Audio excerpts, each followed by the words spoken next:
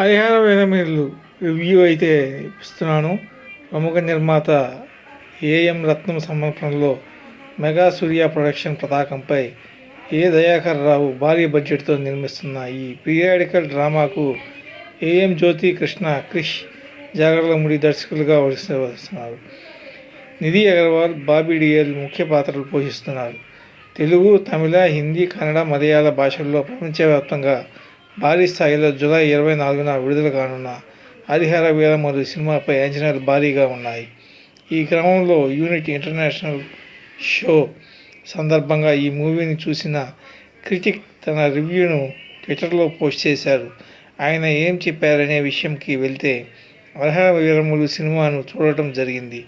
ఈ cinema run time విషయం వస్తే యాడ్స్, రోలింగ్ టైటిల్స్ మిస్ అయితే 2.32 నిమిషాలు అంటే 252 నిమిషాలు. ఈ మూవీ విజువల్ అద్భుతం. ఊపిరి బిగబెట్టి చూసేలా యాక్షన్ ఎపిసోడ్స్, భావోద్వేగాల ఊగిసలాట. ఈ సినిమా అభిమానులకు పండగ లాంటి వాతావరణం కల్పిస్తుంది అంటూ జేపీఆర్ ఫిలిం ట్వీట్ చేసింది.